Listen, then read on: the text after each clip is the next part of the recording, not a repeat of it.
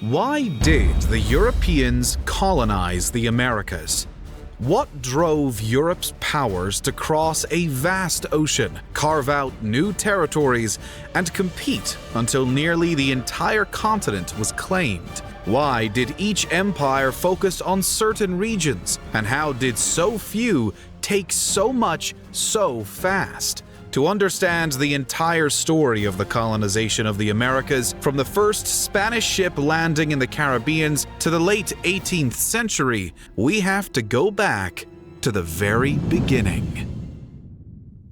In the late 15th century, an ambitious sailor approached the King of Portugal with an impassioned offer to find new lands and riches to the west.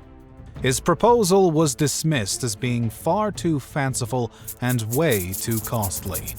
Undeterred, this determined sailor, a man by the name of Christopher Columbus, tried his luck with Spain. It was 1492, and his timing couldn't have been better. The Spanish had just seen off the last of the daunting occupying Muslim forces and were now keen to expand in their own name. There was money in the coffers, and Spain liked Columbus's confidence. Columbus set sail across the Atlantic in August 1492. Just 2 months later, he landed in the Bahamas, making the first significant European contact with the Americas. The world was about to change forever. Christopher Columbus's discovery of the Americas signaled the start of the European colonization of the American lands. It gave birth to new nations and made some European powers incredibly rich. It also took a devastating toll on the native populations, from which they never recovered. All of this from what was intended to be a search for another passage to the Far East, or the Indies as the East was simply known. What led to this huge push for European expansion, and how were the first 100 years in the Americas? To begin, it helps to understand why the European powers were compelled to seek routes to the west. For centuries, Europe had been dependent on the Silk Road for trade with the East. The Silk Road enabled trade between European countries, India, and China. Everything from tea, silk, spices, cotton, ivory, and precious metals were traded, until the Ottoman Empire put a stop to it all. When the Ottomans claimed Constantinople in 1453, today's Istanbul, it meant they effectively controlled the western end of the Silk Road. This meant big tax hikes on anything that was traded along the famous route, and this more or less forced Europe to look for alternate routes to the east. At the time, the Portuguese were world leaders in sea navigation and favored sending ships around Africa into the Indian Ocean. This was their plan until a fellow named Christopher Columbus walked onto a beach in the Bahamas archipelago. Suddenly, there was another option. In 1493, Columbus made his second voyage to the Americas, but this time it was far more purposeful. On his first voyage, Columbus had set out with just 3 ships. The second time around comprised a fleet of 17 ships, which included colonists, priests, and soldiers. They even took a pack of fearsome-looking mastiff dogs to further intimidate the natives. Not that Columbus was particularly concerned about any native resistance, however. In a revealing extract from his 1492 diary, Columbus wrote that the Caribbean people should be good servants and would easily be made into Christians. He also noted that the natives seemed to be unarmed, or were at least unfamiliar with iron weapons such as swords. This was immensely encouraging to the powers back in Spain, and Columbus was sent again in 1493 to set up a colony. History was made when Santo Domingo became the first official European settlement in the Americas. The colony was established on the Caribbean island of Hispaniola, which is today split between Haiti and the Dominican Republic. when word filtered back to Europe that there was a mass of land to the west, the Portuguese wanted in on the action. Spain, of course, was only too aware of Portugal's naval strength and realized the Portuguese could prove a real obstacle to further expansion in the New World. And so, in 1494, Pope Alexander VI stepped in to avoid future conflicts. A demarcation line was drawn up in the Atlantic Ocean, running north to south. Anything lying to the west of the line was to be Spain's, and any territory to the east were fair game for Portugal. Both countries agreed and signed the Treaty of Tordesillas. The demarcation line was situated roughly in the middle of the Atlantic, about 2,000 kilometers west of the Cape Verde Islands, off the coast of West Africa. The general idea was that the new lands discovered by Columbus would go to Spain, while Portugal was free to conquer Africa and southern Asia. There was just a small exception to what was pretty much all Spanish territory. A sizable chunk of land in South America was jutting out into Portugal's side of the demarcation line. In 1500, this was unknown to the Portuguese. In 1498, Vasco da Gama had successfully rounded Africa to reach India, becoming the first European to reach India by sea. Portugal was excited because access to India via the Mediterranean was blocked by Italian and Ottoman fleets. A second voyage was organized, this time with Pedro Alvarez Cabral in charge. Cabral commanded 13 ships, which held over 1,000 men and supplies. Like da Gama, he sailed down the African west coast and then headed out into the western Atlantic to ride on the back of the trade winds. Unlike da Gama, though, Cabral continued heading west, and in April 1500, he landed on the northeastern shores of Brazil at Bahia. Realizing that this new land lay on Portugal's side of the demarcation line, Cabral claimed it on behalf of the crown. Although many historians have speculated that other Europeans had most likely been there before Cabral, he is generally acknowledged to be the one who officially discovered Brazil.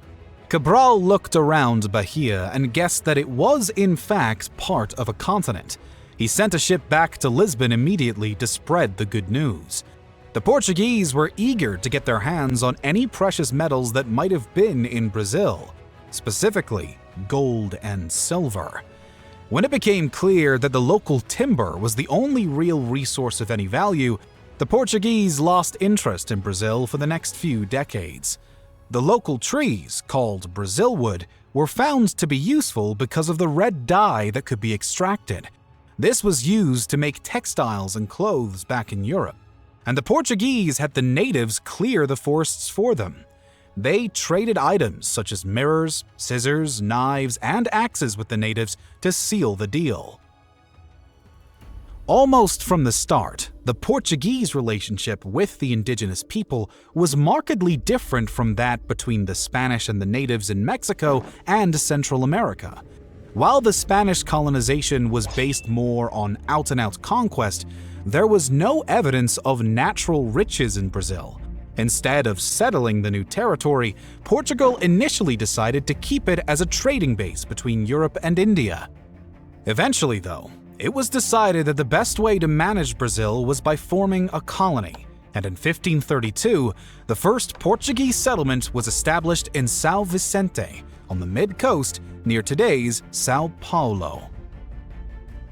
The new land was divided up into 15 captaincies, which were areas of land granted to people for agriculture.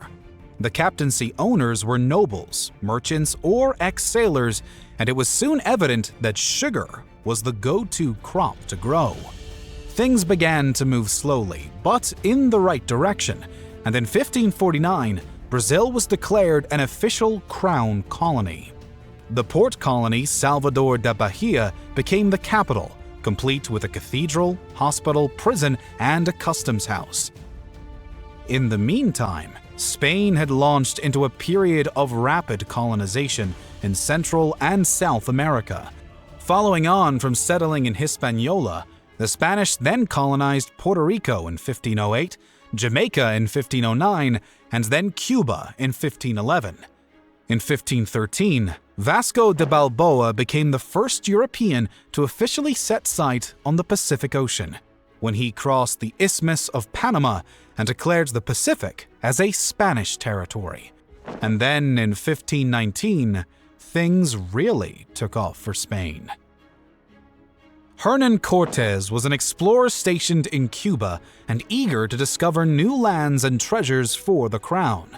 Like others, he'd heard the rumors of the gold and silver that was waiting to be discovered over on the mainland, Mexico. He set off on an unauthorized expedition for what was then Mesoamerica, landing on the shores of Yucatan in February 1519. The first indigenous people Cortés interacted with were from the Mayan tribes, but he soon realized that in order to gain full control of Mexico, he had to overpower these mighty Aztecs. The Aztecs were the most advanced civilization in the region at the time, and were based out of their capital, Tenochtitlan, which would later become Mexico City. However, the Spanish liked their chances. They had superior firepower with steel swords and guns, plus well-organized armies with horses and dogs. The Spanish also had arguably the Europeans' deadliest weapon against native forces: diseases. Smallpox in particular was a mass killer. None of the native tribes in the Americas had been exposed to the disease and had zero immunity. It didn't take long for smallpox to exact a crushing toll on the Aztecs, and aided by their superior weapons, the Spanish took control of Tenochtitlan in 1521. The Aztecs hadn't gone down without a fight, however, and had battled fiercely to the end, but they were simply too decimated and ultimately overwhelmed by sickness and Spain's artillery. It was estimated that the Aztecs lost over 240,000 soldiers during the fighting, with more than half that number falling to disease. Most of Mexico would fall over the next few years, and the Spanish then set their sights further south to the Inca-controlled regions of Peru. This was no easy feat. In 1528, the Inca Empire was at the height of its powers. Its territory covered a gigantic 1,800,000 square kilometers. In 1532, Francisco Pizarro led Spanish forces into Peru, where they clashed with the Inca army in a fight to control Peru and its surrounding territories. Despite being vastly outnumbered, Pizarro and his troops took full advantage of their superior firepower and massacred thousands of Incas, who had no reply to the guns and swords of the European invaders. The Spanish were further aided by the aftermath of a civil war that had erupted amongst the Inca leaders, leaving the Incan armies disorganized and unprepared for the onslaught.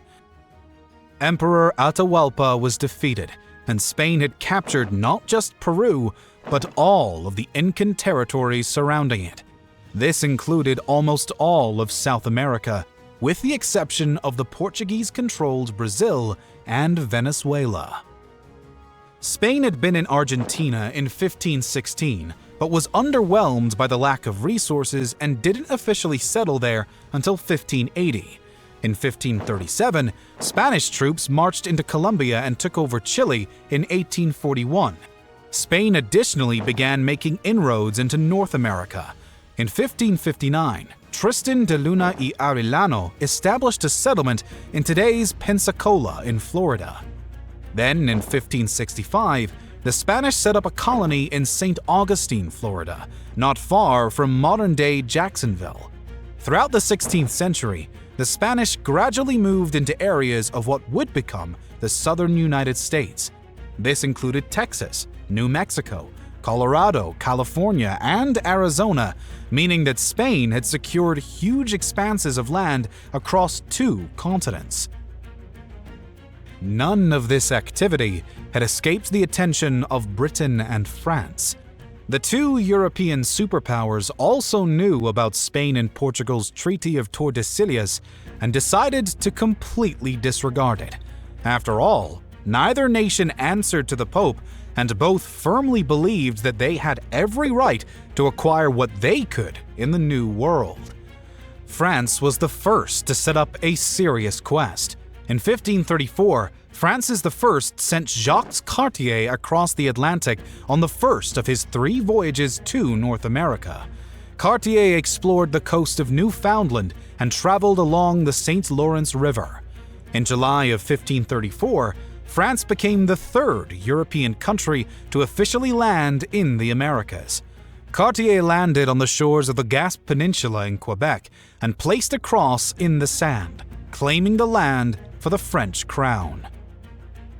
It was to be a short-lived attempt to build New France.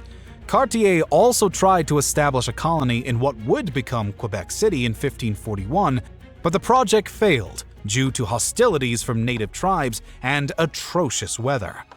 The French then attempted to start colonies further down the North American coast at Parris Island in South Carolina in 1562, and then in present-day Jacksonville, Florida in 1564.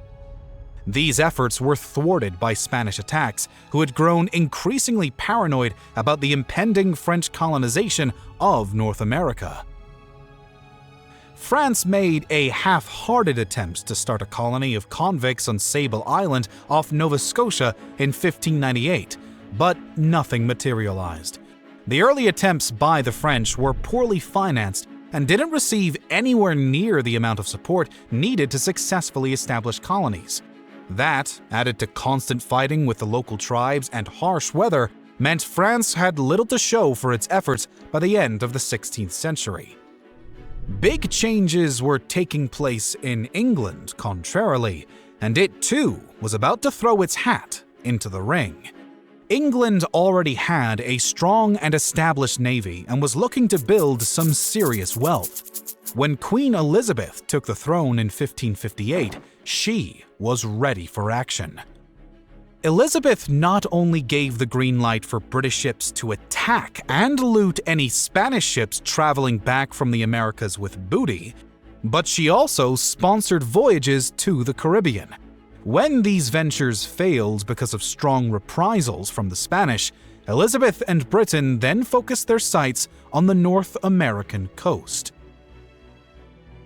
The adventurous swashbuckler Walter Raleigh was given a charter to explore North America in 1584. The motives for giving Raleigh the go-ahead were both economical and ideological. Elizabeth realized the enormous potential that lay in colonizing parts of North America and was also keen to counter Spanish Catholicism in the region. In 1585, Raleigh set up an expedition to settle at Roanoke Island off North Carolina. The Roanoke colony struggled from the outset, and when a supply ship returned from England after 2 years, the settlement had been abandoned. The mystery of Roanoke still puzzles historians today. Some believe the colonists joined the local natives, others believe the settlers simply perished. However, Britain was far from discouraged and began making plans for another expedition to the American East Coast. Throughout the early years of European colonization, the interaction with native populations varied widely. Some settlers were able to establish relatively friendly relationships, while other situations were heated from the start. On the whole, the Europeans assumed themselves to be the superior race, and their role was to civilize and educate the natives. The Spanish were quick to enslave the local population when they settled in Hispaniola in the Caribbean. They continued this practice when they ventured into Mexico. Natives captured in battle were soon put to work, and when disease began to take its toll on the local populations, the Spanish looked to West Africa. The British had a similar viewpoint. They were there to colonize and take what they needed. If the natives didn't like it, that was their problem. This led to regular outbreaks of violence in the early days of colonization. While the French later demonstrated the benefits of befriending local populations, the British, Spanish, and Portuguese were primarily concerned with conquest. This meant the exchanges between the colonizers and the natives were often brutal. The colonists had the technological advantage in terms of weapons, and the natives had an edge in using the environment that they knew so well. Religion also played another major role. In South and North America, the natives were expected to conform to Christianity, and missionaries were deployed to convert the indigenous people. It didn't occur to many Europeans that the native people may have had existing cultures and religious beliefs of their own. Some of the Spanish missionaries were able to spend more time with the natives than others and came to sympathize with them and understand their cause. Pope Paul III read the letters of the missionaries and warned colonists that the native people were not beasts to be killed or enslaved, but human beings with souls capable of salvation. This was quite an enlightened outlook for the time, and although it conceded that Christianity was the only true way forward, the Pope indicated that colonists should at least be mindful of the plight of the natives. Still, the physical shock alone must have been tremendous. Neither side had seen anything quite like the other, and the first contacts evoked a mass array of emotions, ranging from mild curiosity to derision and fear. Some settlers realized that befriending natives would work in their favor. The locals knew the land better than them, and they could learn how to farm it and hunt on it. When the British initially settled at Roanoke in 1585, they struck up a relationship with the local Algonquin people. The Algonquins showed them how to crop the land and where to find food. So good was this relationship that many believe the struggling settlers may have simply opted to live with the Algonquins. All of this aside, no matter what industry their colonies were based on, all the European powers needed labor. And when the job proved to be too much for the settlers and disease wiped out the enslaved natives, the colonists began bringing slaves over from West Africa. And so, after the first 100 years of American colonization, Spain was the clear winner in terms of territories and riches gained. The Spanish had established colonies from Buenos Aires all the way up to Florida and Texas. However, France was about to have a massive influence, and England had only gotten started. In North America, at least, massive changes were on the near horizon. At the close of the 16th century, the European colonization of the Americas was well and truly underway. Spain had emerged as the region's superpower, conquering almost all of South America and making snaking inroads into the promising North America. The Treaty of Tordesillas of 1494 declared that all territories to the west of the demarcation line belongs to Spain. In theory, anyway. England, France, and the Netherlands had simply laughed this off and went ahead with their plans, shaking their heads at Spain and Portugal's naive arrogance. In 1592, the American colonies looked something like this. Portugal had colonized Brazil, with settlements scattered up and down the eastern coast. The capital was Salvador, in the northeastern region of Bahia, where Portugal's Pedro Cabral had first claimed Brazil in 1500. Spain had the most to show for its efforts, with territories throughout the Caribbean, Mexico, Central America, and the bulk of South America. For Spain, it was all about the gold and silver. The mines in the New World were producing more wealth for Spain than anything the Portuguese had ever been able to extract from Africa. In 1585, the British had attempted an early colony at Roanoke in North Carolina, but the venture was a disaster. However, Britain was just getting started, and plans were being laid to return to North America wiser and more determined. France had also delved into Canada and up and down the East Coast. Although no official settlements had been established, it seemed only a matter of time before a full fleet of colonists would be dispatched. Similarly, the Dutch were primed to send their own opportunities to exploit trade and settlement opportunities in the New World. From the turn of the century, the action really heated up. Things had started badly for the British with the abandoned colony at Roanoke, but far from discouraged, Britain simply decided to colonize further up the American coast in Virginia. First, the British decided they needed to improve the financing of their missions. This led to the creation of joint stock companies. These stock companies functioned much like major corporations of today, where investors bought shares in a trading company and received a portion of the profits.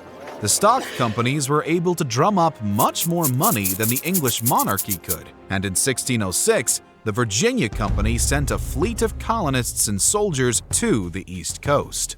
Virginia was named after Queen Elizabeth, who was known as the Virgin Queen because she never married. In 1607, the first British settlement was established in America in Jamestown, on the Chesapeake Bay in Virginia, named after King James I. Further up the eastern coast, France struggled to establish lasting colonies as harsh conditions and rival powers doomed several early efforts.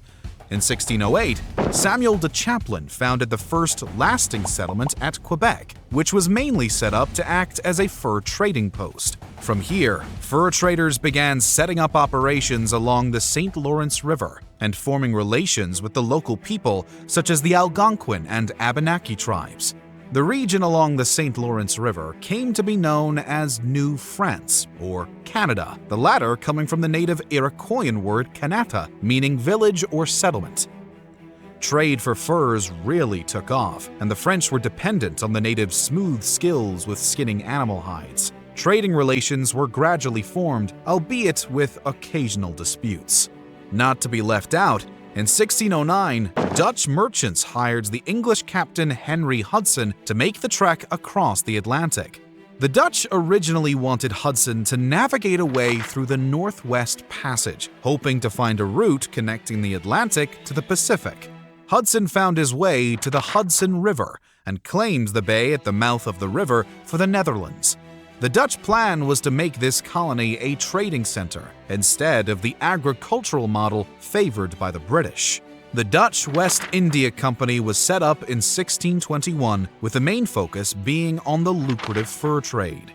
In 1624, Dutch settlers came over and founded New Amsterdam there, on the tip of today's Manhattan Island. The city became a thriving trade port, with the Native Americans only too happy to trade fur in return for firearms, wool blankets, and metal tools. Life was tough from the get-go for the colonists. Many were from privileged families back home or were artisans and craftsmen. Few of them were used to the hard physical labor that was required to get the colony up and running. Added to this was unforgiving weather, ongoing battles with native tribes, and periods of starvation, which eventually drove some to cannibalism.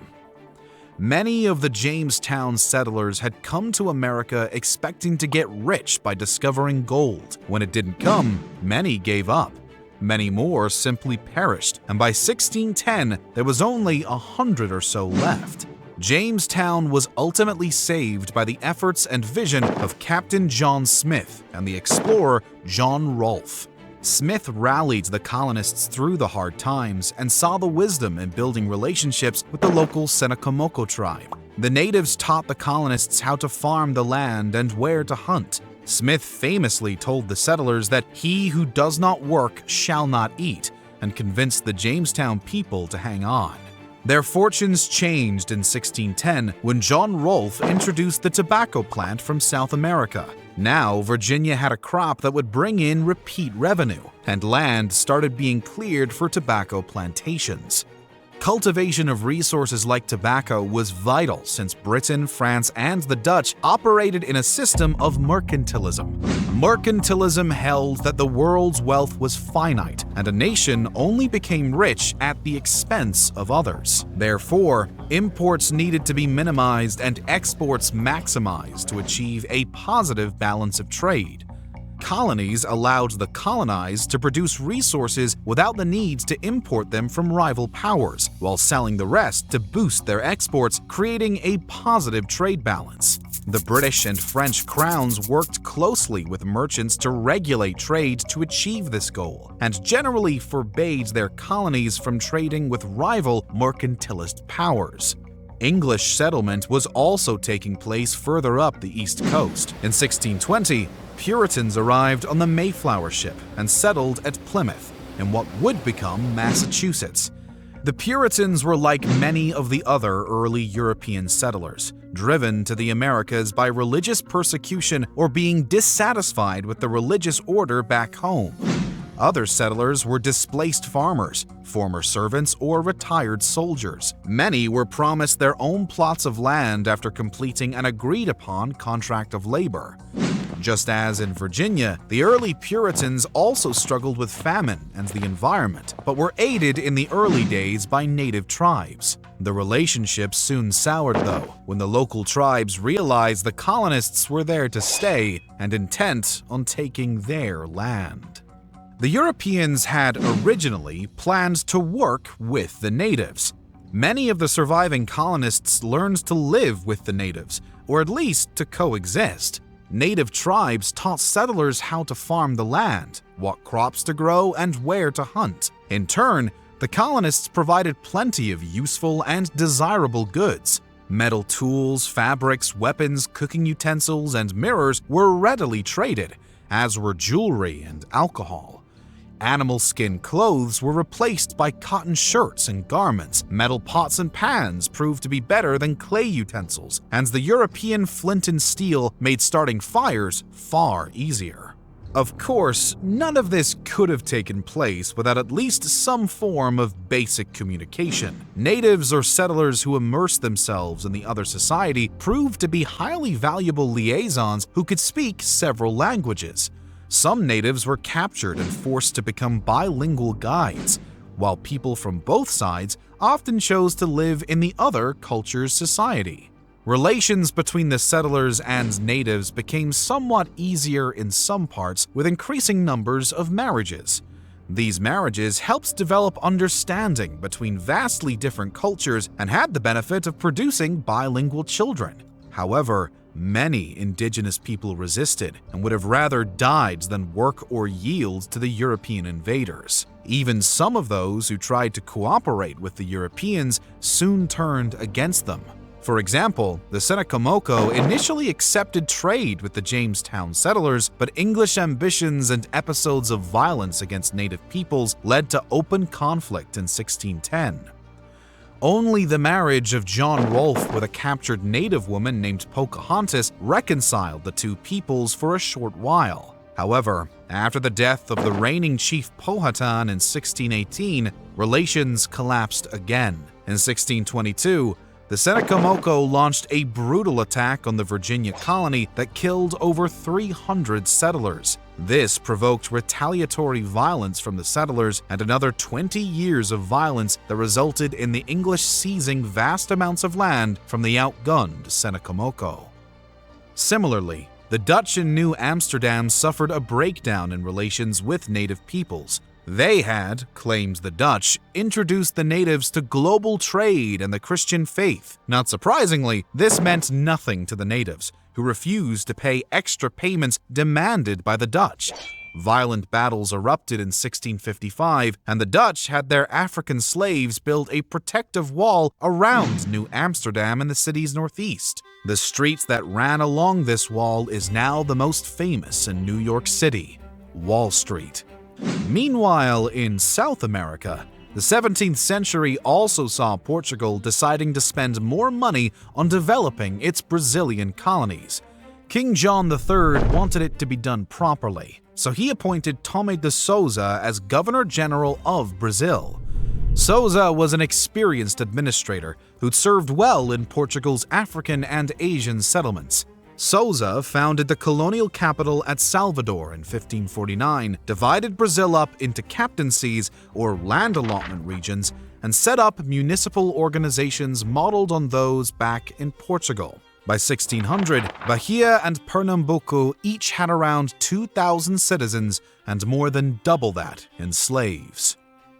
It wasn't all smooth sailing, though, for Portugal.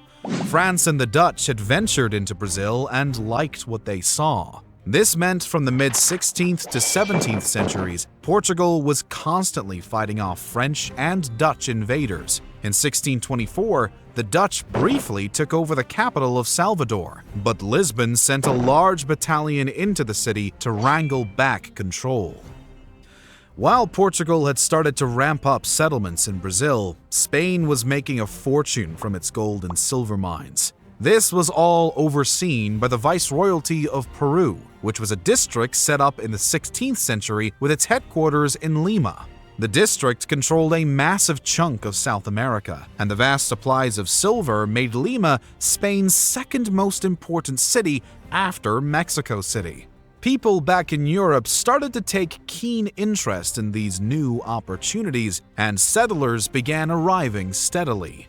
With so much valuable cargo traveling the sea, European powers funded privateers, a kind of government-backed pirate, to harass and capture the ships of rival nations.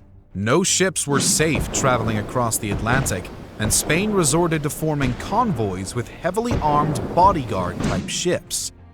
Extracting the wealth from these new colonies required vast amounts of labor. Disease and conflict had sharply reduced the native population, and there weren't enough settlers to do all the needed work, so the Europeans turned to slaves. For the first half of the 17th century, the Atlantic slave trade was largely run by the Portuguese and Spanish. By far, the greatest number of African slaves were sent to Mexico, with others being shipped to Spanish colonies in the Caribbean and to Portuguese Brazil. Portugal had the greatest access to slaves because it controlled areas in West Africa, such as Angola, Cape Verde, and Guinea-Bissau. Slaves were bought or simply seized from African tribes and shipped either directly to Brazil or to Spanish Hispaniola. Thanks to the Iberian Union, Portugal and Spain were united from 1580 to 1640. The main crop in the early days was sugar. The demand for sugar was on the rise in Europe and would go through the roof in the 18th century. Farming sugar was tough work. It was a back-breaking job carried out in stifling heat. In other words, a job fit for slaves. Some slave ships were attacked by fleets from rival countries. British privateers often raided Spanish slave ships or even slave colonies in the Caribbean. This is how the British acquired their first slaves to be used in the American colonies. In 1619, British privateers attacked a Spanish slave ship, stole the slaves, and then sent them to Virginia to work on the tobacco plantations. As their colonies developed, the English, French, and Dutch became heavily invested in slavery. By 1625, more than 320,000 slaves had been shipped over from Africa. This number would ultimately rise to over 12 million by the 19th century. By the mid-17th century, competition between European powers for land and resources in the New World was fierce. Seeking access to Caribbean sugar, in 1627, the English settled in Barbados, followed by Nevis in 1628, and then Montserrat and Antigua in 1632. In 1638, another European power decided to get in on the act when the colony of New Sweden was founded by the Swedish South Company.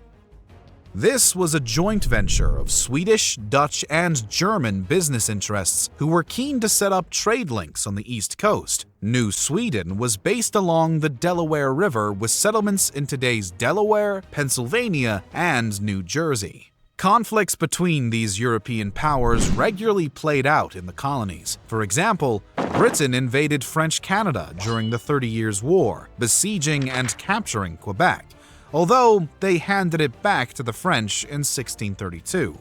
This was to be a familiar pattern over the next 100 or so years, conflicts in Europe having a huge influence on the balance of power in America.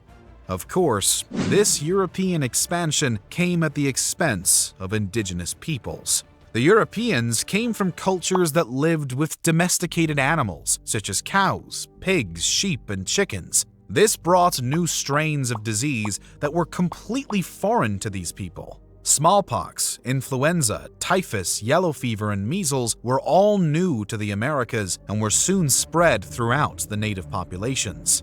Weapons were readily traded with the settlers, with firearms being the most sought after. This increased the level of violence between tribes as natives began using the more advanced weapons on each other. War was now more lethal, as the natives became quickly proficient in the use of muskets and pistols.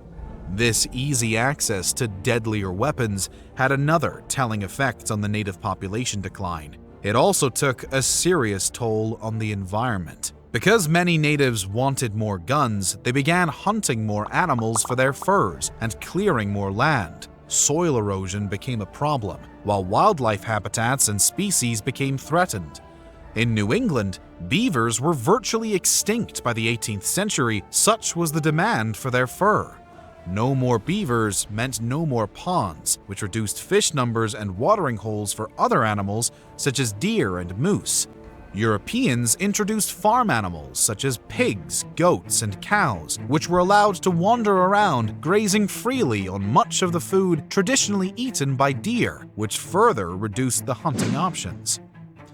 Alcohol was a real scourge on the indigenous populations. Some people quickly became addicted, leading to early deaths, broken homes, and the breakdown of tribal structures. Tribal elders naturally voiced their disapproval and did all they could to limit consumption, but many leaders themselves became addicted, compounding the problem.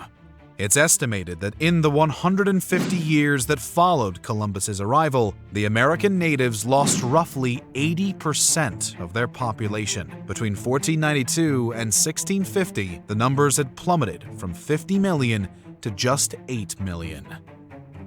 As the 17th century neared its halfway point, there had already been huge changes since Columbus first landed in the Americas. Native populations had been decimated, and slavery was about to become a booming industry.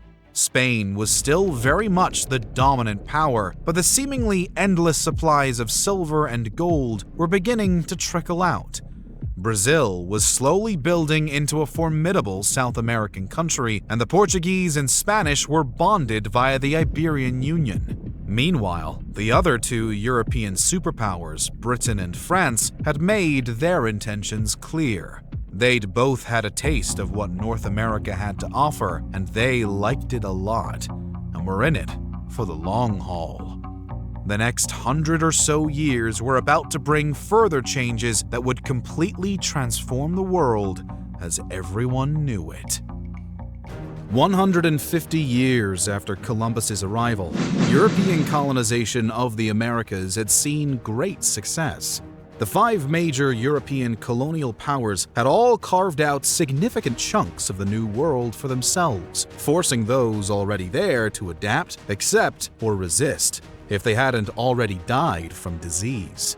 The second half of the 17th century would only prove that the Europeans were there to stay. As the New World became the arena for imported European wars, radical political and religious experiments, and lucrative industries built off the backs of servants and slaves, the story of European colonization was only getting faster and more intense. We'll start with England, or rather, New England, which by 1650 boasted 40 towns and 23,000 colonists. Conscious of their rising prosperity and shared cultures, the New England Confederation was formed in 1643 to unify the colonies of Massachusetts Bay, Plymouth, Connecticut, and New Haven, in what proved to be foreshadowing for future colonial cooperation. The small outcast colony of Rhode Island was omitted from the Confederation, and New Haven was annexed entirely by Connecticut in 1664. But already, New England was taking a recognizable shape.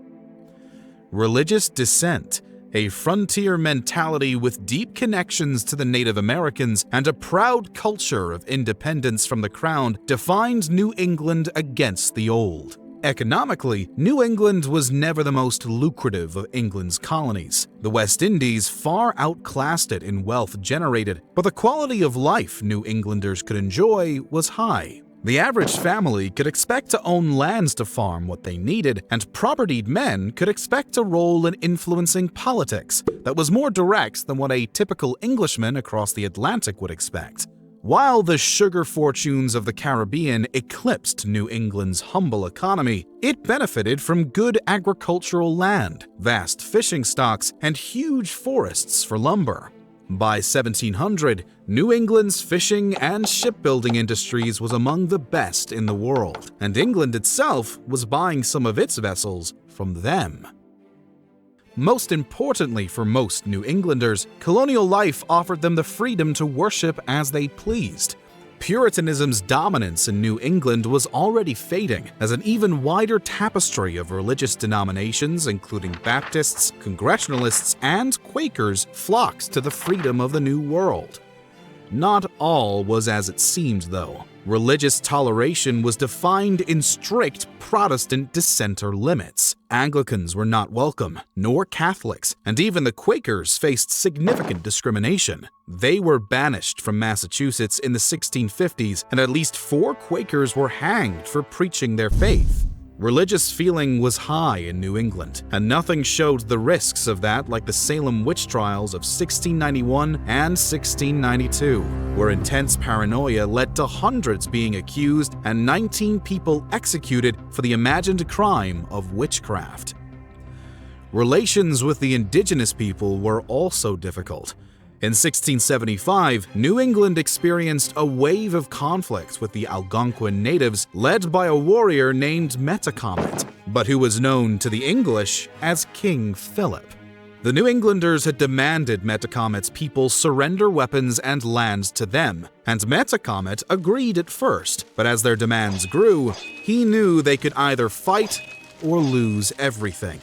King Philip's war led to more than half of New England's towns being attacked and a dozen being burned to the ground, and harsh reprisals against the Algonquins led to the destruction of many settlements and food stores belonging to Metacomet's men. The war lasted until August 1676, when Metacomet was shot by an Indian Christian convert and the Native Alliance collapsed without his leadership. Anger at Native Americans was intense in the wake of the war, and some Virginians called for the total expulsion of Native Americans from the territory. Governor William Berkeley refused, but quickly found himself with a rebellion on his hands by discontented Virginians.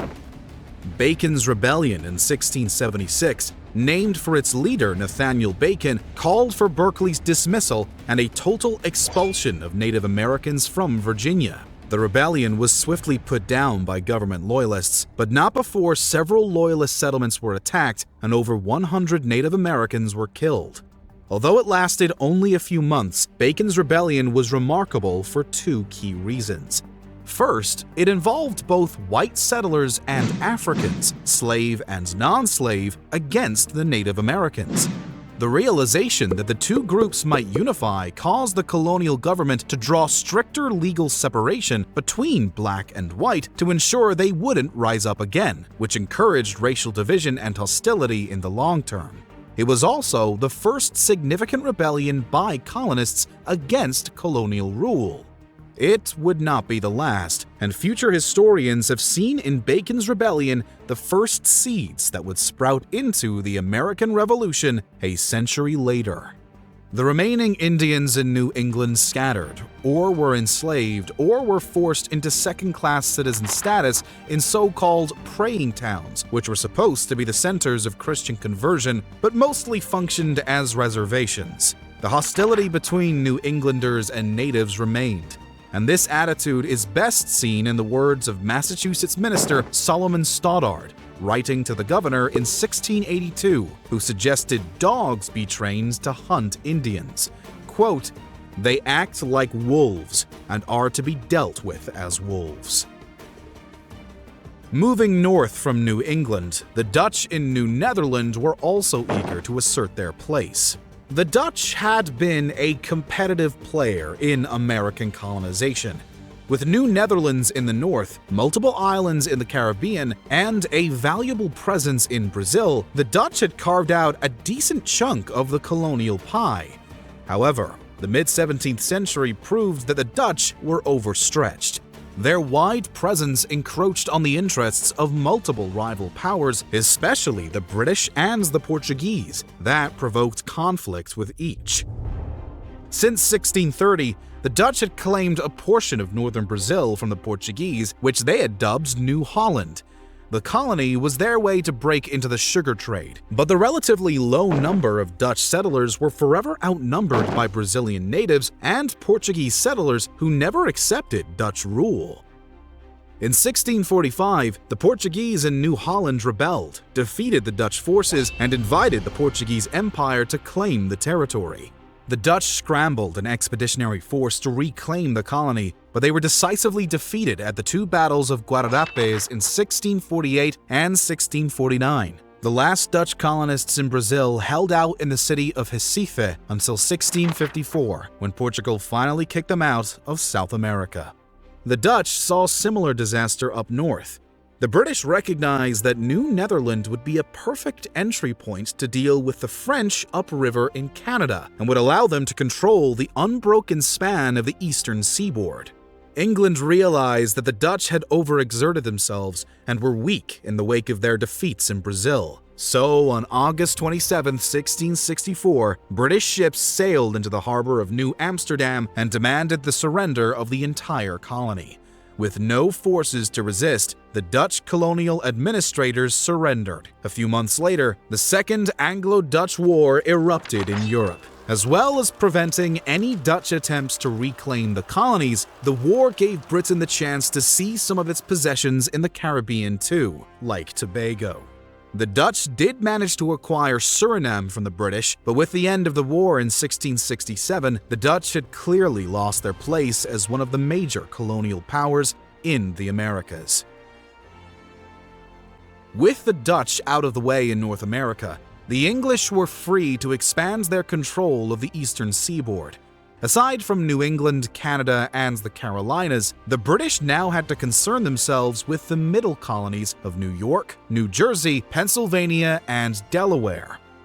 When taken from the Dutch, New Netherland was under the control of James, Duke of York, the younger brother of King Charles II, and soon to be king himself. New Amsterdam was renamed New York, but its Dutch inhabitants were mostly left alone. James instructed his appointed governors to rule with a gentle hand, but power remained firmly in his grasp.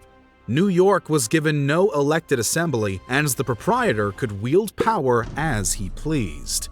James could never hope to actively govern such a large area from so far away, so in 1664, he cut off a chunk of New Netherlands to grant to his allies Lords John Berkeley and Sir John Carteret. Rather than develop this new area of New Jersey, they sold their shares to another group, the Quakers. The Quakers were heavily persecuted back in England, so the colonies offered a perfect chance to start anew. Jersey received a steady stream of new Quaker settlers to add to the existing Dutch population. But the true success of Quaker colonization was Pennsylvania. Pennsylvania was created in 1681, when King Charles II granted proprietary rights to the Quaker financier William Penn.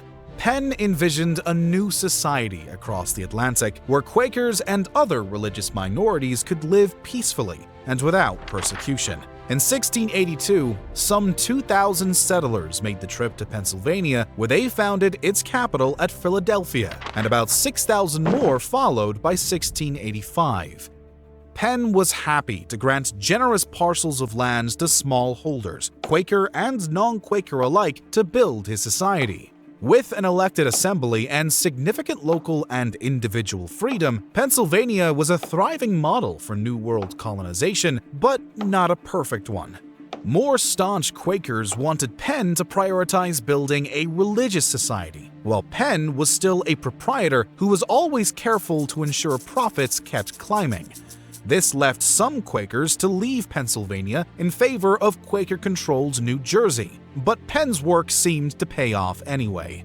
By 1700, Pennsylvania was home to 18,000 colonists, and Philadelphia was rapidly becoming one of the largest, wealthiest, and best-educated cities in America.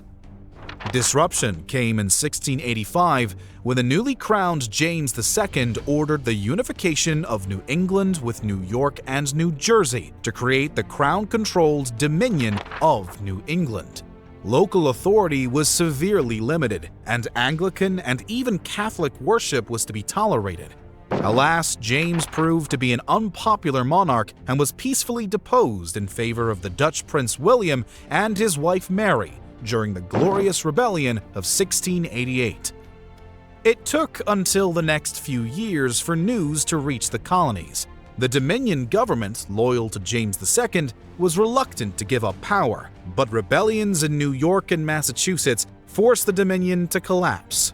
However, King William III was not so eager to let royal control slip. The Dominion was dissolved back into separate colonies, but he imposed royal governors upon Massachusetts and New Hampshire to tighten English control and maintained a more tolerant religious policy that spelled the end of Puritan dominance in New England. Beyond that, there are two other areas of English colonization worthy of attention. In 1649, King Charles I lost his head, and England passed to the control of Oliver Cromwell. A staunch Puritan with an insatiable hatred of Catholics, Britain spent most of Cromwell's reign locked in war with Catholic Spain. The main result of this being the British capture of Jamaica in 1655, giving Britain control of one of the largest and most lucrative sugar-producing islands in the Caribbean. Combined with Barbados and the Leeward Isles like Antigua, Montserrat, and St. Nevis, Britain was well positioned to turn the Caribbean into a sugar-producing powerhouse. While the North American colonies are better known, the 17th and early 18th century was really the age of Britain's Caribbean empire. Hundreds of thousands of tons of sugar sailed back across the Atlantic from Britain's Caribbean colonies over the following decades.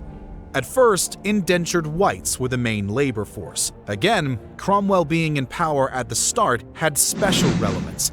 He needed a place to put all those pesky Irish and Scots he captured, and forcing them across the Atlantic to grow sugar for him was as good a plan as any. But English and Welsh indentures were sent as well. Of the 223,000 white colonists who came to the Caribbean between 1630 and 1700, around half of them were indentured servants, almost all of them bound for sugar production. Soon enough, though, demand for labor outstripped the indentured supply, and slavery came to dominate. The Caribbean was the primary destination for slaves in Britain's transatlantic slave trading, and the numbers grew sharply between 1642 and 1700. The founding of the Royal Africa Company in 1672 ensured the smooth transportation of slaves to the Caribbean colonies. Barbados had around 5,700 African slaves in 1645, swelling to 42,000 by 1698, while Jamaica's 1,410 slaves in 1656 had become over 41,000 in 1698. The slave population significantly outnumbered the white population, who kept control with violence and aggressive legal codes that restricted slaves and defined their status as innate and inherent to their skin color. In contrast to New England with its many independent land-owning families and pleasant towns, the Caribbean colonies were a place where most people lived in servitude to a narrow plantation elite who'd grown rich from the enslavement of others. By 1700, Caribbean sugar was producing some 3 million pounds of value per year at the cost of about 200,000 African slaves brought into the British Caribbean or North American ports. Plantation wealth was also key to the other great arena of British colonial efforts, Carolina. In 1663, Charles II granted land rights to 8 powerful proprietors in the territory of Carolina. The first permanent settlement was laid down at Charleston in 1670, and Carolina quickly grew to be a valuable colony with a thriving slave plantation economy in the south, with more independent family farming-based communities in the north. The proprietors were mostly hands-off, taking little interest in the colony from their comfy homes back in England. The one exception was the Earl of Shaftesbury, who, along with the philosopher John Locke, attempted to craft Carolina into a perfect society. The fundamental constitutions of Carolina attempted to outline a society that blended liberal ideas of freedom and democracy with slavery and hereditary nobility.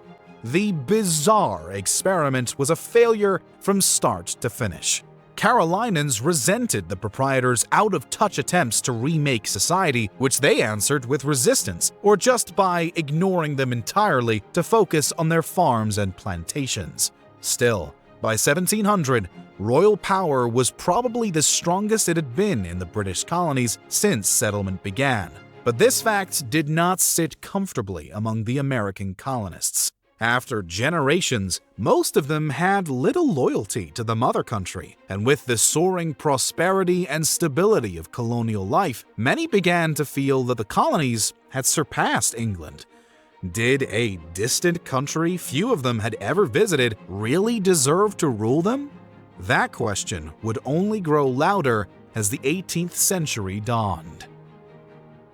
There's no talking about the British without addressing the French, who took the lead in colonizing Canada and the inland areas of North America. 1642 saw the French settle another new colony in Montreal, deepening their foothold in the north. France's main concern was to establish its influence over and security in the Great Lakes region, but doing this required engaging with the great power that was already there, the Iroquois Confederacy. The Iroquois Confederacy was an alliance of 5 nations: the Cayuga, the Mohawk, the Oneida, the Onondaga, and the Seneca, who had joined together under the Great Law of Peace to end fighting in the region centuries before the Europeans arrived. Naturally, the Iroquois were wary about the newcomers, and like many Native American groups, they navigated the arrival of the Europeans with an eye to their own interests. With the French posing a bigger threat to their ancestral territory, the Iroquois took advantage of France's rivalry with England and the Netherlands to trade with Dutch and English merchants for weapons, which they could then use to resist French encroachment on their land. The Beaver Wars raged for most of the 17th century. As French settlers encroached on their territory, the Iroquois resisted with violent force. In turn, they launched attacks on French settlements, traders, and explorers. Other indigenous groups like the Huron took a different approach, seeking alliances with the French. The Huron and several other indigenous groups, many with long-standing rivalries with the Iroquois, took up arms against them. The resulting Beaver Wars were as much, if not more so, a conflict between differently aligned native peoples as it was a war between the French and the native peoples. As in every corner of the Americas, there was no single unified response to European settlement, and different groups fought, traded, ignored, integrated, and cooperated as they saw fit. Fighting rose and fell over the century. An extended period of peace between the French and Iroquois began from 1666 as the latter turned their attention to other native groups, but war resumed in the 1680s. The 9 Years' War between Britain and France, which began in 1688, spilled over into the Americas as King William's War, with the Iroquois allied with the British and the Huron with the French, triggering a renewed wave of conflict that only ended with peace in 1697. By that point, the Iroquois controlled much of the New England frontier and the Ohio River Valley.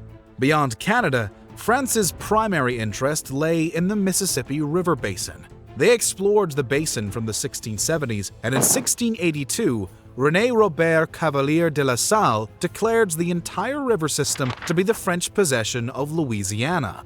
Louisiana was divided into upper and lower regions separated at the Arkansas River. Upper Louisiana was formed from the Upper Mississippi Valley, which included today's states of Illinois, Missouri, and Indiana, while everything to the south was Lower Louisiana. French settlers from Canada moved into the area in the late 17th century, attracted by the vast fertile farming land. The Upper Louisiana region also had an abundance of animals that could be hunted for furs or food. Early settlement in Lower Louisiana was hard and unsuccessful. The first permanent French colony was actually in modern Texas at Fort St. Louis. Founded in 1685, It lasted just 3 years before indigenous locals conquered it and slaughtered the population. Small villages and forts were planted across the Louisiana Territory with more success, but large-scale colonization would have to wait until the 18th century. While the French weren't having the best time of it in the second half of the 17th century, they could at least say they were doing better than the Spanish. Spain's experiences in the New World were downstream of their troubles in the Old. The second half of the 17th century was one of difficulty for the Spanish crown, which sapped attention and resources from the Americas. The rising power of France, especially during the long reign of Louis XIV, and the breakdown of the Iberian Union between Spain and Portugal, left the Spanish crown weak and exhausted. Their French, Dutch, Portuguese, and English rivals were keen to capitalize on that, such as England seizing Jamaica in 1655. Spain had plenty of trouble from the Americas too. Massive native depopulation had severely limited the labor supply, and Spain was unable to muscle its way into the Atlantic slave trade.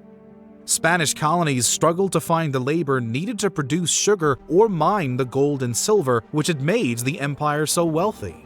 The slaves they did buy were mostly bought through their imperial rivals. Meanwhile, the native populations who remained became increasingly resistant to Spanish rule. In Peru, the native Inca launched dozens of small-scale rebellions against exploitative Spanish practices, including forced labor for the state and price gouging by Spanish officials, who forced them to buy tools and supplies from overpriced Spanish sources, then sell their produce to the Spanish at a discounted price, which the Spanish then sold on for a profit. Specific areas brought their own problems too. Spanish settlement in Florida slowed to a trickle, as a lack of exploitable resources or exploitable native labor caused interest in the region to wane. With the British and French expanding even further southward, Florida became more of a buffer for the more valuable Caribbean and Central American colonies than it was a valuable holding itself. Not that Florida protected Spanish ships in the Caribbean from their real scourge, pirates. The second half of the 17th century was the golden age of piracy, with European ships constantly harassed by independent pirates or privateers backed by their rivals.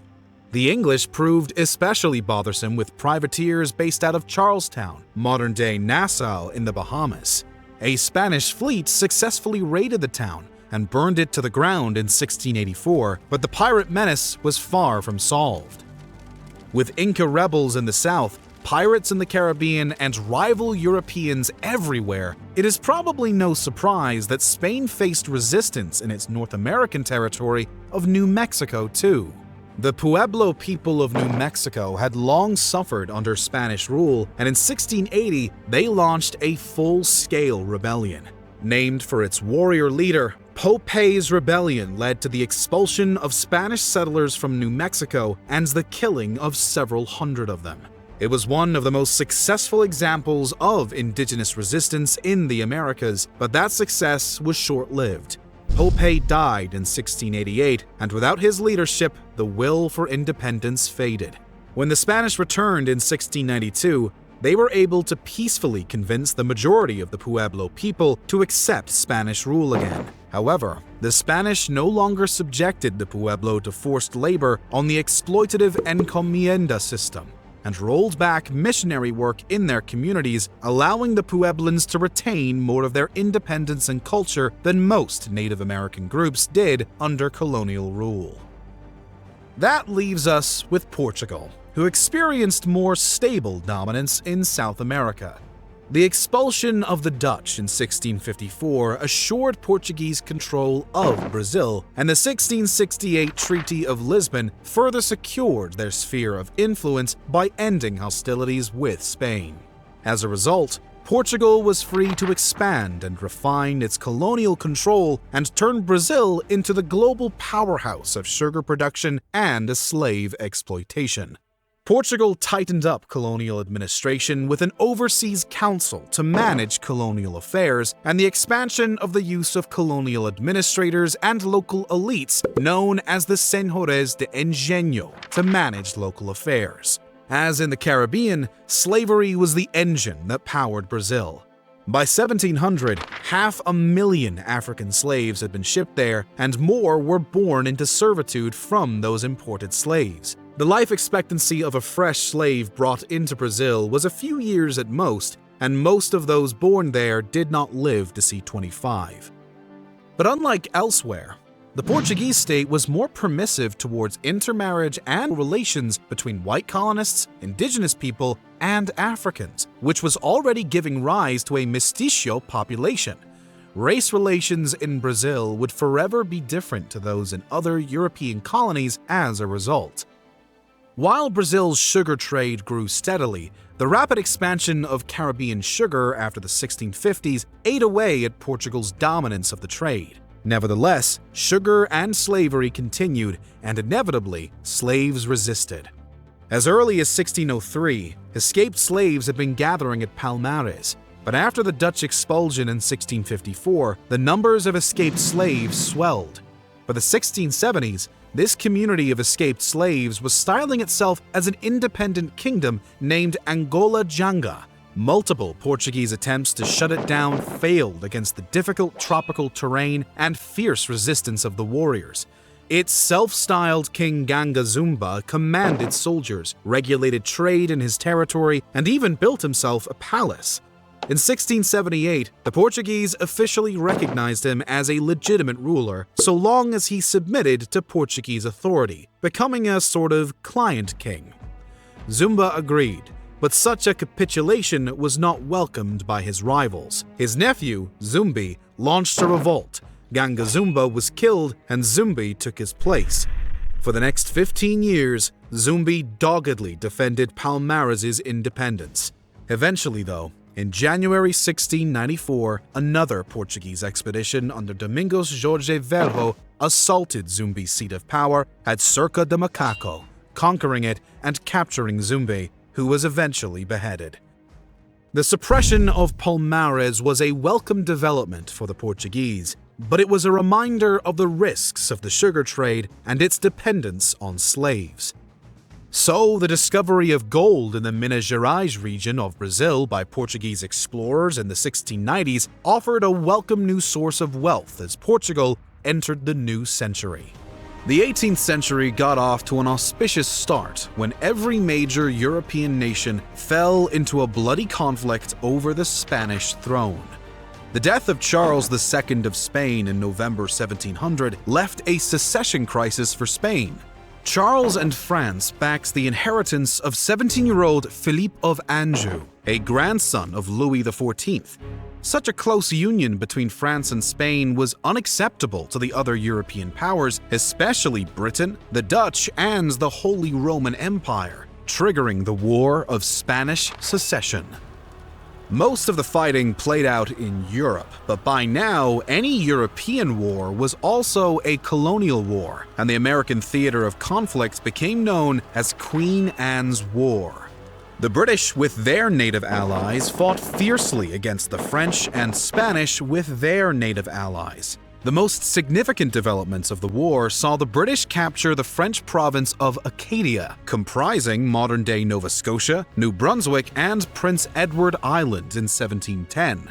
Fighting ended with the Peace of Utrecht in 1713. Philippe kept his Spanish throne, but lost a lot of his European territory. In the Americas, the war had two major consequences. First, the permanent French loss of Acadia, Newfoundland, and Hudson Bay to the British, and second, the granting of the Asiento de Negras to Britain by Spain. The Asiento granted Britain the exclusive right to sell African slaves to the Spanish Empire. Spain kept its American empire intact, but the concession reduced Spain to humiliating dependence upon Britain for a key piece of its economy. Emerging from the War of Spanish Succession, Spain had taken a beating, but Philippe V was secure on his throne. The war had demonstrated that Spain's economy and navy had fallen far behind its rivals. Philippe's long reign was one of internal reforms to modernize and improve Spain's government, military, and economy, which he did with mixed success. He also pushed to expand Spain's American empire, especially into Texas, where San Antonio was founded in 1718. Key to Spanish imperialism across the New World were the Jesuits. This Catholic order took the lead in missionary work and education on Spain's imperial frontier. Many of the frontier settlements and native outreach communities were run by Jesuits, and they were often the main link between native subjects and colonial powers. However, due to changing attitudes in Catholicism and controversies about Jesuit power, the Jesuits fell out of favor with Catholic Europe by the mid-18th century. In 1750, as part of the Treaty of Madrid, Spain tried to exchange several Jesuit mission communities in Paraguay with Portugal for more valuable territory. The Jesuits, angry at being abandoned and with strong influence over the native Guarani, incited the Guarani to rebel. The Guarani Wars saw Portugal and Spain team up for several years to suppress the local revolt, and when all was said and done, they laid the blame firmly on the Jesuits. In 1767, they were expelled from all parts of the empire and their property seized by the crown. In the long run, this would be disastrous for Spanish-native relations and would contribute to the weakening of Spanish imperial authority that would eventually allow for independence. There were other signs of weakness too. The gold and silver mines of Peru, which had made Spanish colonization so profitable at first, were drying up by the mid-18th century. The native Inca were also restless, with dozens of localized rebellions against Spanish rule that caused much anxiety and disruption. Peru's wealth and importance declined in turn, and focus shifted to other areas of colonization. As if to prove this, in 1776, the territory of Argentina, Uruguay, Paraguay, Bolivia, and most of Chile was split off from the declining Viceroyalty of Peru and reorganized into the Viceroyalty of Rio de la Plata. Spain also tried to compensate for its imperial decline with California, which saw its first major settlements at San Diego in 1769, Los Angeles in 1771, and San Francisco in 1776. But Spanish settlement there was always an afterthought, and they never did discover the goals that would one day make the region so prosperous.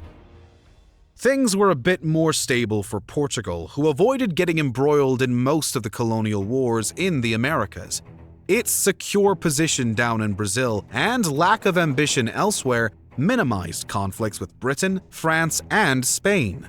The Treaty of Madrid in 1750 firmly recognized Portuguese and Spanish interests in South America, reducing the risk of conflict even more. As a result, Portuguese colonial affairs were relatively low-key compared to the history-shaping events going on elsewhere. The discovery of gold had triggered a gold rush in the early 18th century that dominated affairs in Brazil. The discovery of diamonds in 1729 only reinforced the pivot away from sugar, the center of which had now shifted to the Caribbean in favor of mining. Reflecting this shift, the colonial capital moved from Salvador to Rio de Janeiro in 1763 to be closer to the mining areas. These mines had no less need for slaves than the plantations did. Brazil continued to be the primary destination for African slaves heading to the New World, with almost 2 million of them imported to Brazil over the 18th century. This continued expansion of the African population prompted harsher racial laws to rigidly define racial hierarchy. Europeans at the top, mestizos below, Africans below that, and the indigenous peoples last of all. Portuguese attempts to forcibly subjugate this dwindling indigenous population, as expressed through the Digitorio dos Indios laws of 1757, only further destroyed indigenous communities with violence, forced resettlement, and legal discrimination. But the pivotal events of this period would come from the north. So let's pivot back to the British. The early 18th century was the golden age of Britain's American empire, but the cracks that would break it were already visible. Each British colony had different government arrangements. Each colony's assembly and governor, if they had either, could expect different powers and privileges.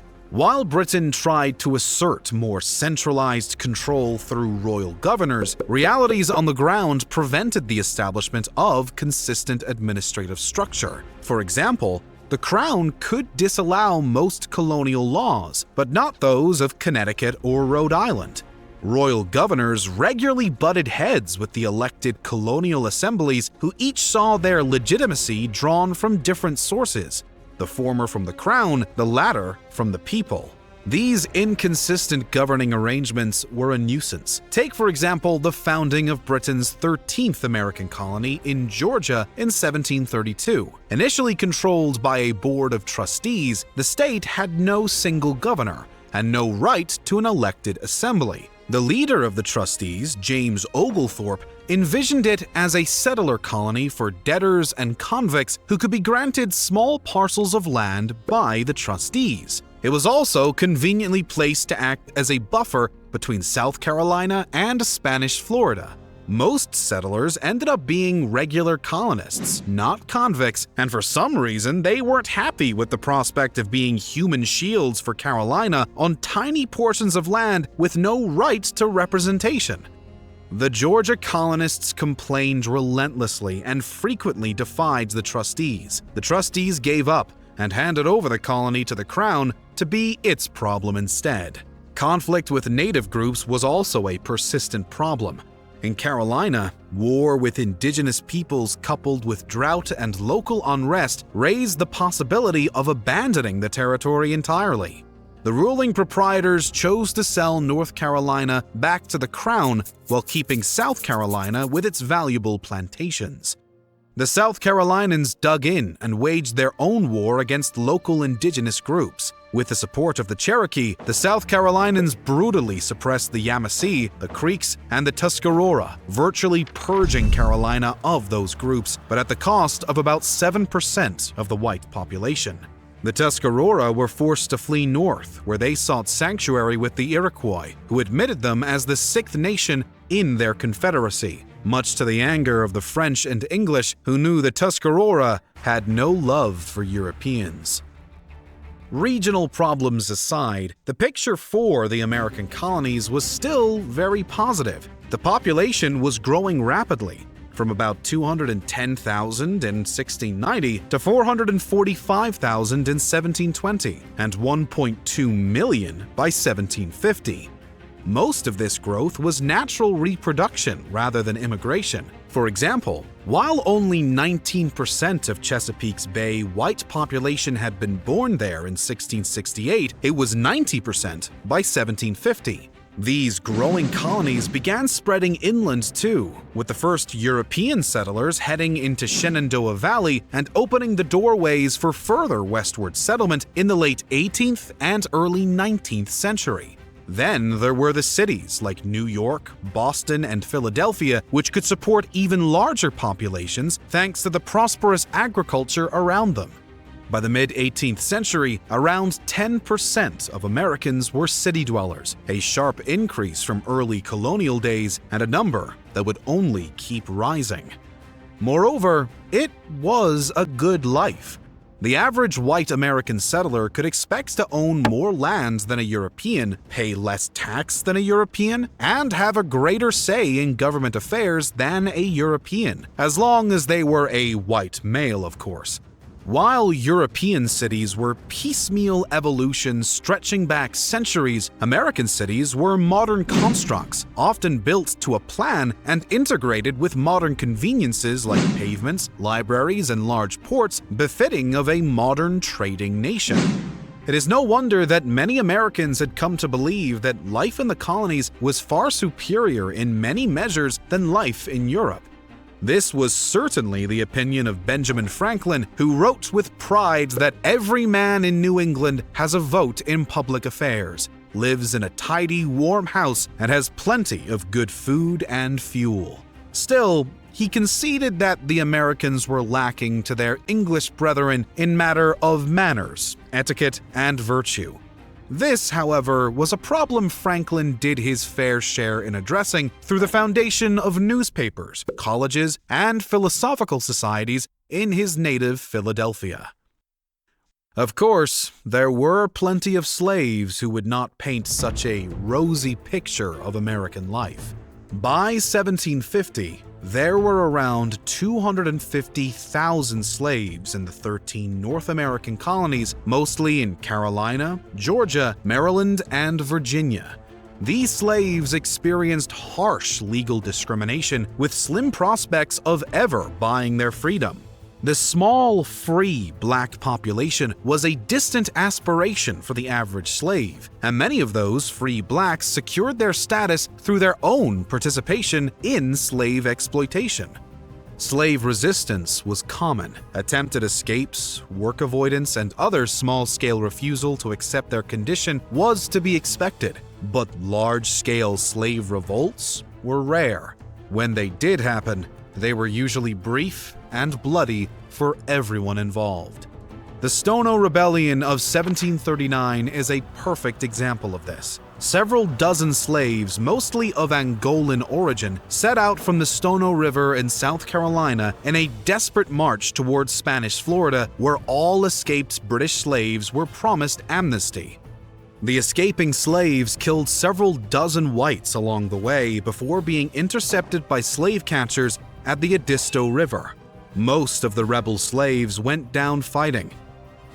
The most consistently effective slave resistance was found down in the Caribbean, especially in Jamaica, where escaped slaves managed to form maroon societies in the interior which resisted British efforts to recapture them. Between 1728 and 1740, the Jamaican Maroons under Captain Cudjoe in the west and Nanny in the east managed to successfully fend off British troops until the British were forced to recognize their nominal independence. The British agreed to leave the Maroons alone, so long as the Maroons stopped raiding plantations or helping slaves escape. That was great news for the Maroons, but meant little to the massive slave population who remained. By 1763, an estimated 1 in 5 people in British-controlled America was enslaved, and that number was at least as high, if not higher, when taking the Americas as a whole.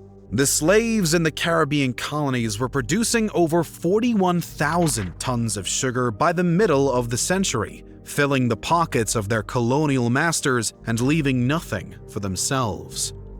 With so much valuable trade and so many ambitious European powers, America could prove the sources of conflicts just as much as conditions back in Europe could. For example, in 1731, a Spanish Coast Guard ship in the Caribbean captured the English captain Robert Jenkins and sliced off his ear. The wounded captain took his pickled ear back to Parliament, who eventually seized upon the attack to assemble a fleet to sail against Spanish America. The War of Jenkins' Ear did not erupt until 1739, and the ear was more of a publicity slogan to mask the real concerns over trade in the Caribbean. Still, this new wave of conflict saw tens of thousands of casualties. The most significant episode of the war was the British attack on Cartagena in Colombia in 1741. The British force, composed mostly of American colonists, suffered tremendous casualties in the campaign and lost most of their men to disease or combat. The War of Jenkins' Ear dovetailed into yet another major European conflict in the War of the Austrian Succession, another chaotic inheritance dispute that managed to draw in almost every major European power. It played out in America as King George's War. Again, colonial troops and native allies were essential to the fighting. It was a force of mostly New England volunteers who won Britain's most important victory at the Battle of Louisbourg in 1745, cutting off French access to the St. Lawrence River, and indigenous allies made up the backbone of French raids into New York and Massachusetts. As much as 8% of Massachusetts' male population was lost between the War of Jenkins' Ear and King George's War. The war ended with the Peace of Aix-la-Chapelle in 1748, with no major territorial changes. Louisbourg was handed back to France, much to the anger of the American colonists who had fought and died for it. But what the colonists wanted didn't really matter to Britain, who was happy to exchange it for control of the city of Madras over in India. A good deal for the British Empire, but not one for the Americans, who found that their sacrifices had been betrayed in the name of imperial ambition.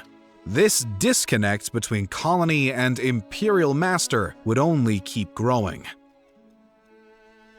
The war was a blow for France, who had opened the 18th century with a vast American empire and everything to play for. New France stretched from Montreal to the mouth of the Mississippi, and the French consistently planted new settlements across its breadth, from Detroit in 1701 to New Orleans in 1718. While the wars of Spanish and Austrian succession shaped relations with European powers, relations with indigenous peoples proved to be just as important for the French. The French continued their efforts to ally, incite, remove, or destroy native groups as it saw fit. For example, in 1722, the French missionary Sebastien Réal, who worked among the Wabanaki of New Hampshire, incited them to rebel against British settlers. France was angry about border disputes left over from the Peace of Utrecht in 1713 and realized that the Wabanaki would make a useful weapon against New England. The conflict raged for 3 years and claimed hundreds of lives. In other places, the French found themselves on the receiving end of native resistance. In November of 1729, for example, French colonists at Fort Rosalie in Mississippi were attacked by the Natchez after years of declining relations. The Natchez killed all of the men but spared the women and slaves before burning the settlement to the ground. Believing a native revolt was imminent, French authorities in New Orleans dispatched soldiers to destroy nearby native villages, even though most had nothing to do with the attack. The Natchez were eventually scattered, with many of them seeking shelter with the Chickasaw in the lower Mississippi Valley.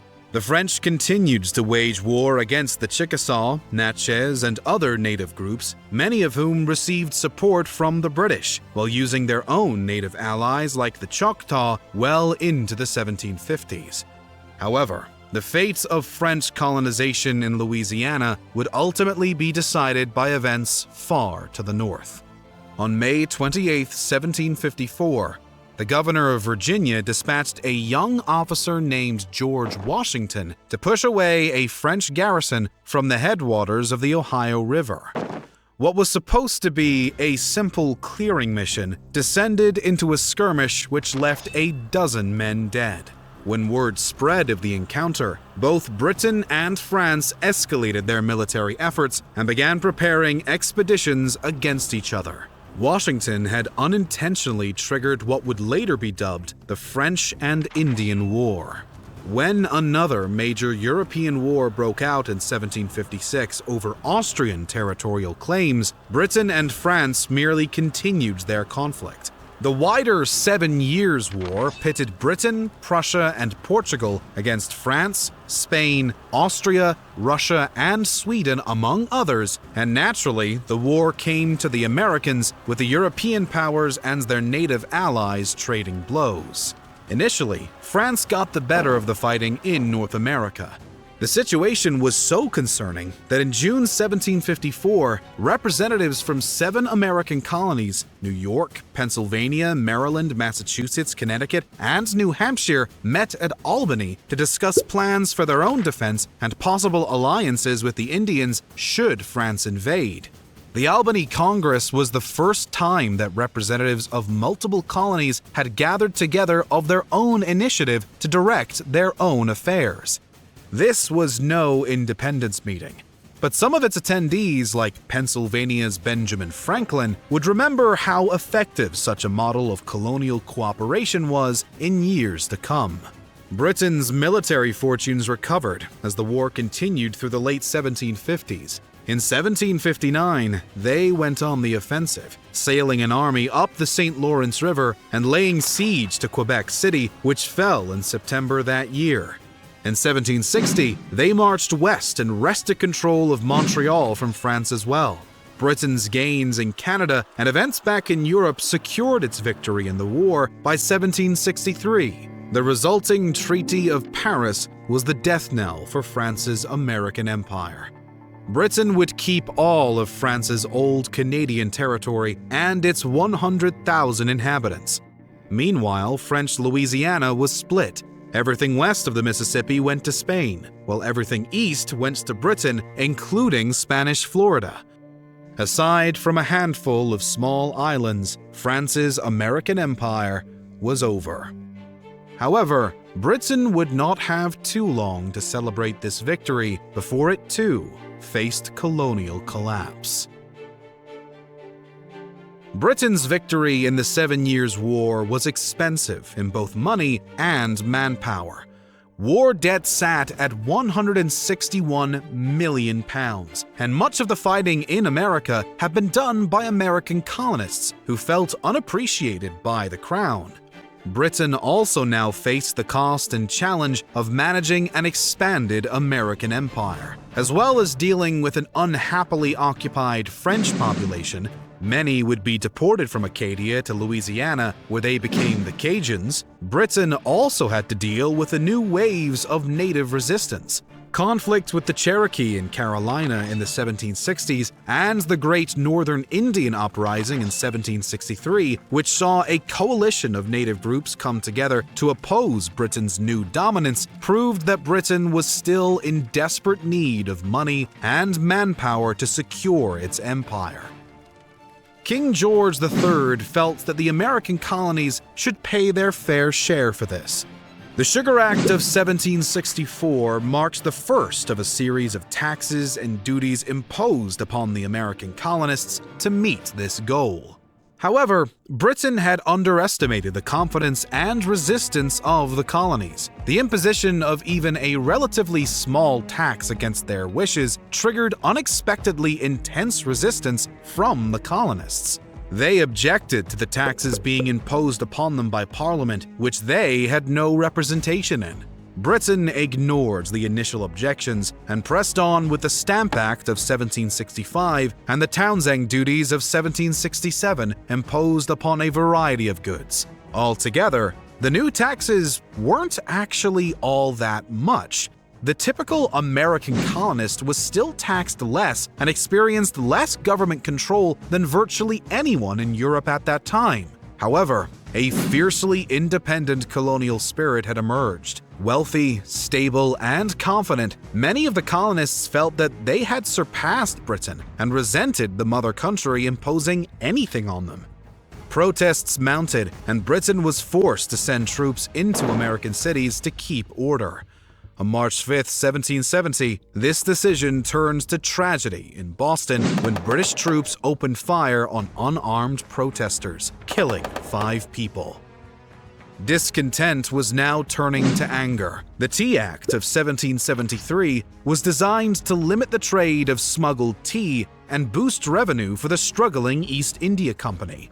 Instead, it convinced anti-British leaders in Boston to march aboard company ships and dump 10,000 pounds of tea into Boston Harbor.